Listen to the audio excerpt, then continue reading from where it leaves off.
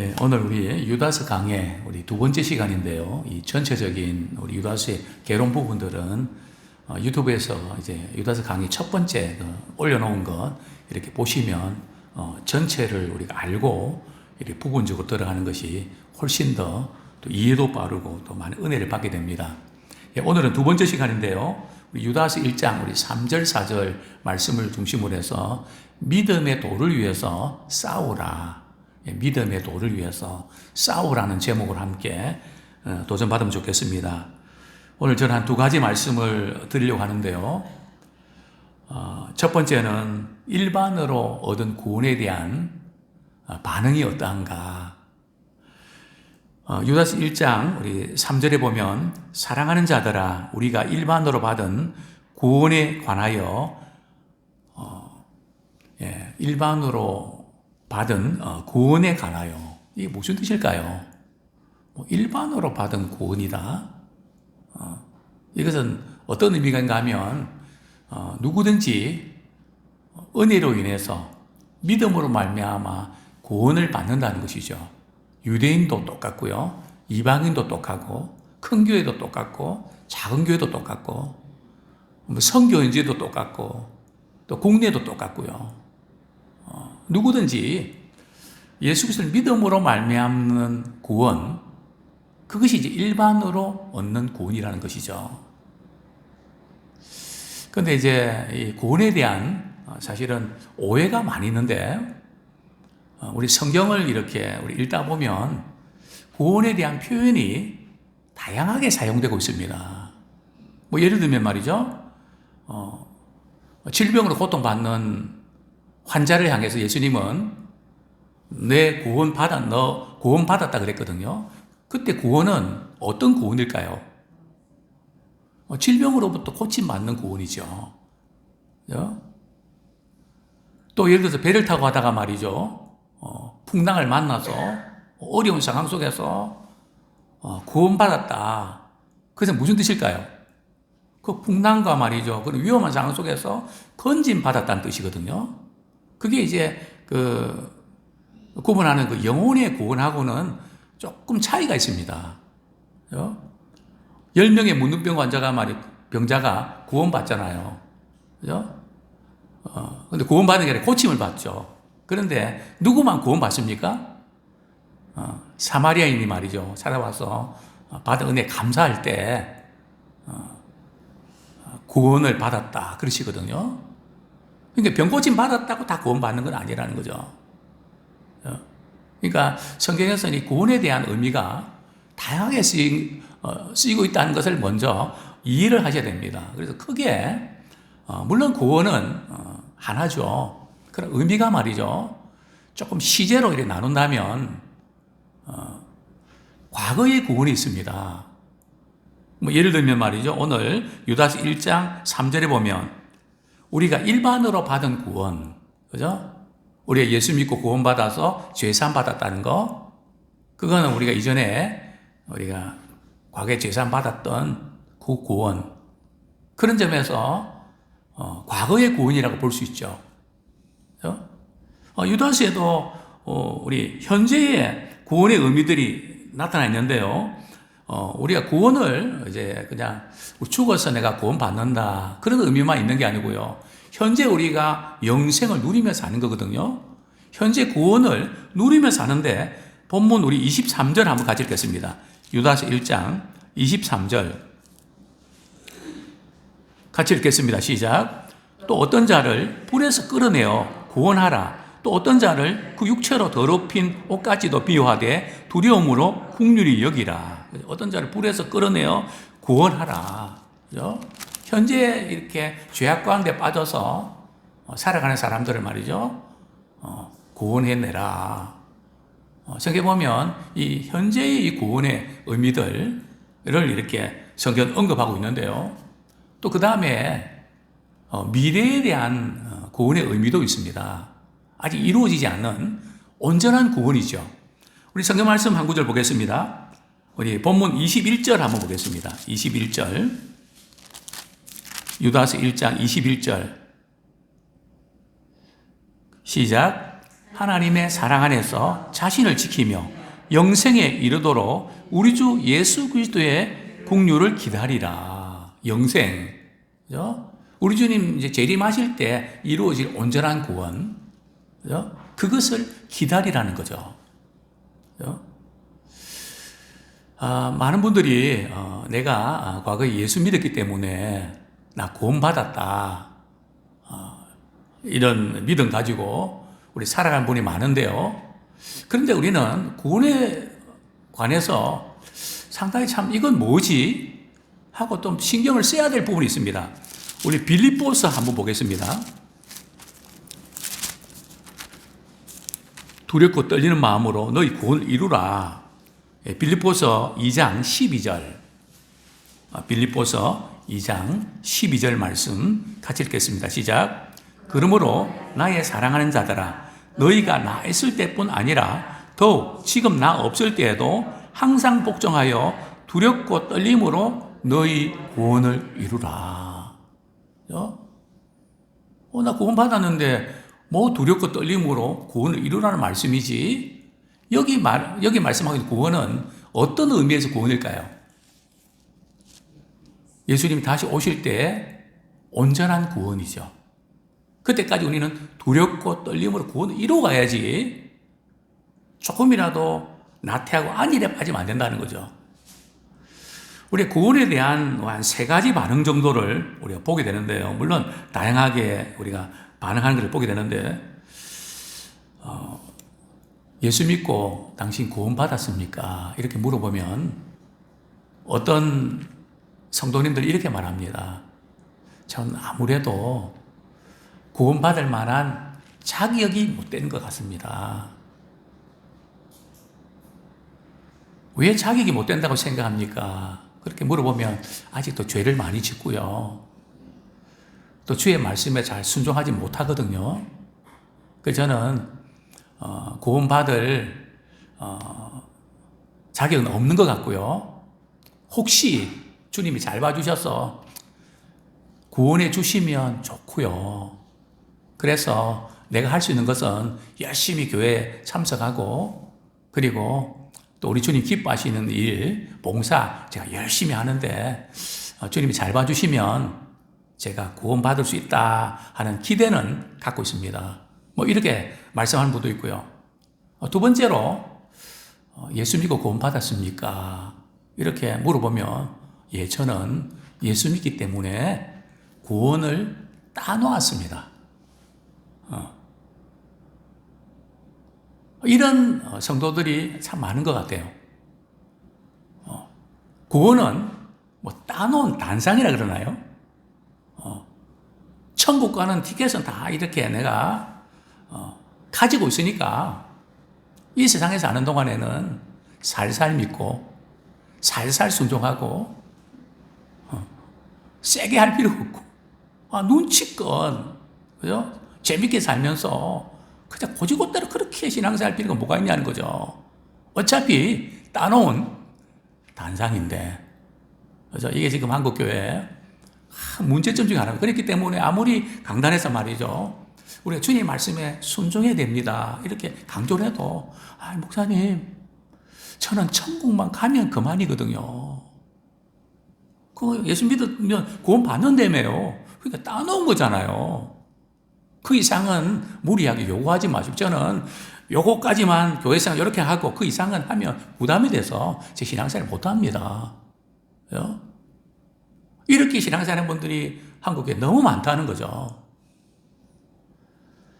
사실은 굉장히 지금 오늘 유다서 강의하면서 당시에 그 교회에 파고들었던 영지주 이단에 굉장히 가까운, 물론 영지주 이단이라는 뜻은 아닌데 굉장히 가까운 그런 쪽을 하고 있다는 그거 문제의식을 제가 이렇게 말씀드리고 싶은데요.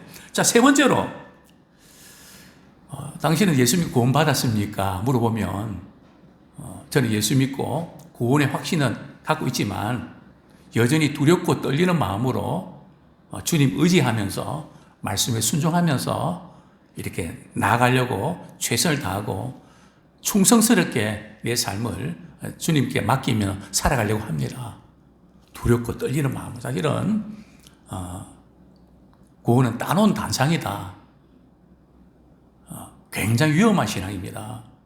확신을 갖는 건 필요하지만 두렵고 떨리는 마음으로 주님 앞에 서는 그날까지 믿음의 경주를 잘 달려가는 우리 세 번째 우리 믿음의 사람 되기를 소원합니다. 자, 두 번째로 우리 3절, 4절 다시 한번 같이 읽겠습니다. 시작. 사랑하는 자들아, 우리가 일반으로 받은 구원에 관하여 내가 너희에게 편지하려는 생각이 간절하던 차에 성도에게 단번에 주신 믿음의 도를 위하여 힘써 싸우라는 편지로 너희를 권하여야 할 필요를 느꼈노니 이는 가만히 들어온 사람 몇이 있습니다. 그들은 예적부터 이 판결을 받기로 미리 기록된 자니 경건하지 아니하여 우리 하나님의 은혜를 도리어 방탕한 것으로 바꾸고 홀로 하나이신 주제 곧 우리 주 예수 그리스도를 부인하는 자니라. 두 번째는 믿음의 도를 위해서 힘써 싸워야 되는데요. 우리가 싸우려고 할 때 대상이 있잖아요. 그죠? 당시에 이렇게 복음의 교훈 위에 신앙이 잘 세워진 성도들을 거짓 교사들이 이렇게 막 흔들어 놓는 그런 것을 보게 되는데요. 그런데 이제 거짓 교사들의 당시 영주주의 이단들의 특징이 뭔가 하면 공개적으로 드러나요. 오늘 보면 가만히 들어온단 말이죠. 특별히 이제 이 부분에 있어서 오늘날도 이제 이렇게 이단들이 많은데 그들이 이제 어떻게 지금 그 성도를 유혹하는가 하면 예수님의 초림 때 말이죠. 예수님이 오실 때 공개적으로 오셨나요? 조용히 오셨나요? 조용히 오셨거든요. 그러니까 재림 때도 예수님은 아무도 모르게 조용히 오신다는 거죠. 그런가요? 예수님 재림할 때 그냥 조용히 그렇게 오시나요? 아닙니다. 공개적으로 오십니다. 초림 때는 그랬거든요. 근데 그걸 가지고 예수님 그래서 예수님 지금 이미 오셨다고 이렇게 성도들 미혹하고 거기 가야 구원받는다고. 그죠? 그러니까 거기 가야 구원받는다는 이런 쪽으로 이야기하면 그 이단이죠.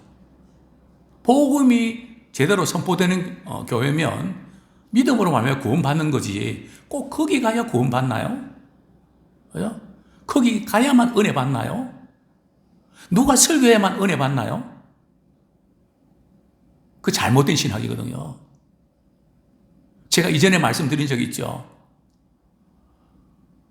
그 성도님은 말이죠. 제 설교만 들어야 은혜 받는다는 거죠. 제가 좋아했겠습니까?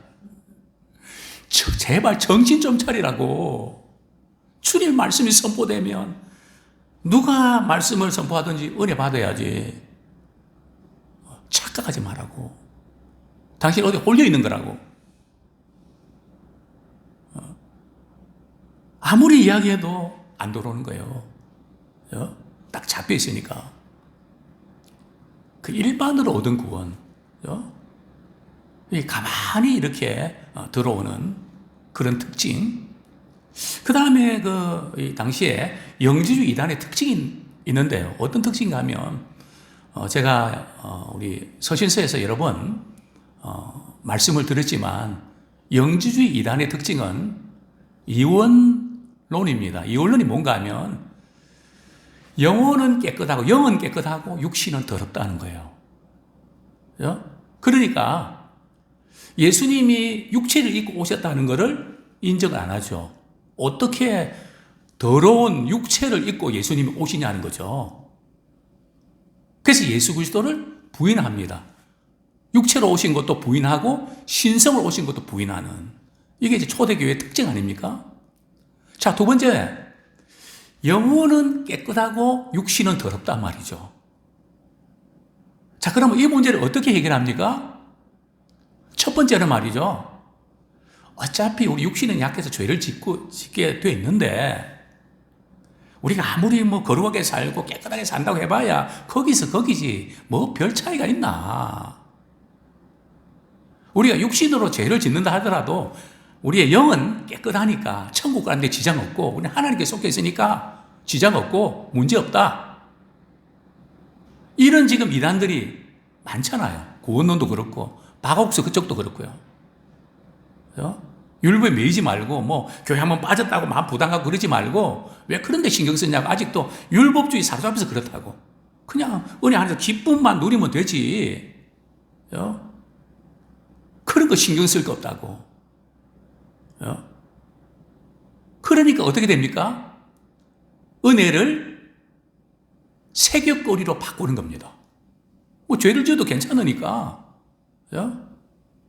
뭐 그냥 음란하고 타락하고 해도 관계없다는 겁니다. 그게 바로 영주에서 나온 게 바로 쾌락주의거든요.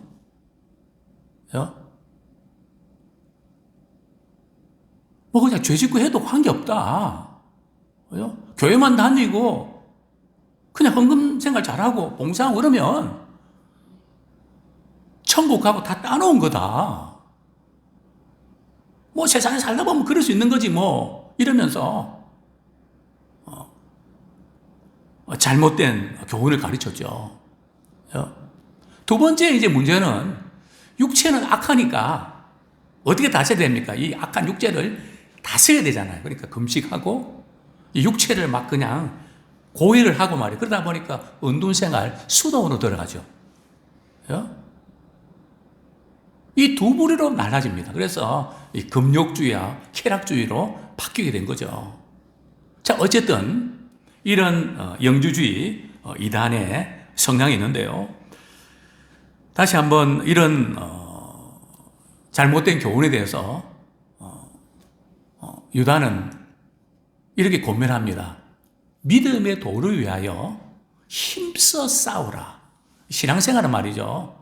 이 믿음의 도라고 하는 원문에 보면 그 믿음입니다. 그 믿음. 그 믿음이라는 것은 예수님께서 교훈해 주신 복음의 그 진리를 말하는 거죠.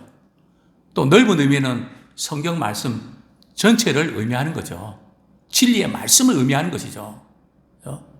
그것을 위해서 힘써 싸우라. 잘못된 교훈에 이렇게 넘어가면 안 되고 진리를 이렇게 파수하기 위해서 힘써 싸우라. 그래서 신앙은 영적인 싸움입니다. 육과 영의 싸움이거든요. 성령과 육체와의 싸움입니다. 성령의 소욕대로 하면 우리가 육체의 소욕을 끊게 되고 육체의 소욕이 강하면 성령의 이끄시는 그 부분에 대해서 관심이 없고 자꾸 멀어지고 싫어집니다. 부담이 됩니다.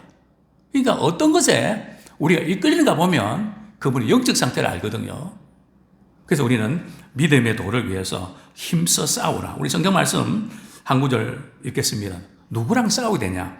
베드로전서 5장 8절 9절 앞부분입니다. 베드로전서 5장 8절 9절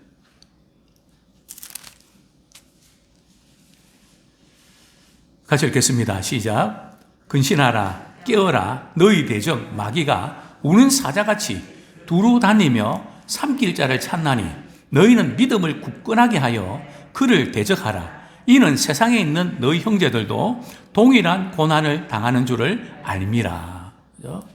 마귀가 말이죠. 우는 사자같이 삼킬 자를 찾기 위해서 두루 다닌다. 늘 우리는 이 영적인 공격이 있다는 겁니다. 그래서 하나님의 전신갑주에 있고 항상 끼어서 우리가 싸워서 이겨야 됩니다. 뭐 과거에 여기 싸우라는 것은 한 번 말이죠. 그렇게 싸우고 그만두는 게 아니라 이건 영적인 싸움은 계속 있거든요. 계속 우리가 끼어서 잘못된 부분들 위해서 계속 싸우는 그런 우리가 되기를 소원합니다. 자, 그 다음에 우리 에베소서 우리 6장 한번 보겠습니다. 우리 잘 아는 하나님의 전신갑주를 잇는 그 본문이죠. 에베소서 6장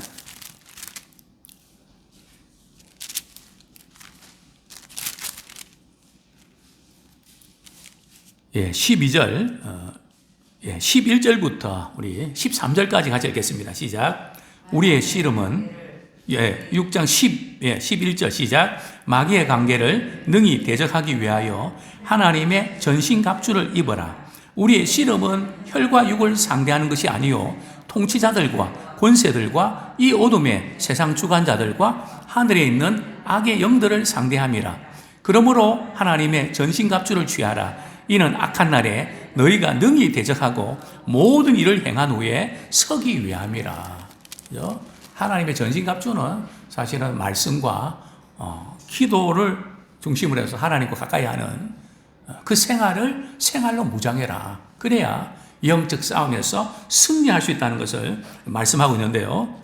우리 다시 본문으로 돌아가면서 그러면 이런 잘못된 교훈을 따르는 그 결과는 어떠한가? 우리 4절에 보면 이 판결을 예적부터 이 판결을 받기로 미리 기록된 자니. 여기에 이 판결은 어떤 판결일까요? 최후 심판의 판결인데요. 우리 유다서 1장 6절 7절 같이 읽겠습니다. 시작. 또 자기 지위를 지키지 아니하고 자기 처소를 떠난 천사들을 큰 날의 심판까지 영원한 결박으로 흑암에 가두셨으며 소돔과 고모라와 그 이웃 도시들도 그들과 같은 행동으로 음란하며 다른 육체를 따라가다가 영원한 불의 형벌을 받음으로 거울이 되었느니라. 영원한 결박, 마지막 날 최후 심판, 지옥불에 들어가는 심판을 받기로 이렇게 이미 기록된 자라 그렇습니다. 진리의 말씀에 비추어서 우리가 우리의 신앙이 바른가? 절대 우리는 이 정도면 됐다. 절대 금물입니다. 주님 앞에 서는 그날까지 두렵고 떨림으로 구원을 이루어가는, 또 내가 예수님이 구원받았다는 것 때문에 따놓은 단성이라 생각하고 신앙이 나태하고 안일한 그것은 대단히 위험한 신앙입니다. 왜냐하면 진리의 말씀을 안 받아들이거든요. 이미 다 됐는데 나 그러고 싶지 않아. 그래서 항상 신앙생활 할 때 선을 딱 끄고 이렇게 생각합니다. 여기까지만 요구하고 그 이상은 요구하지 마십시오. 그 이상 요구하면 저는 시험 들어서 신앙을 떠납니다. 근데 진정으로 주님 사랑하면 선이 없거든요. 주님이 기뻐하시면 때로는 힘들고 어려워도 네, 제가 하겠습니다. 아무쪼록 우리가 최후의 믿음의 승자로 우리가 나가는 우리 모두가 되기를 소원합니다.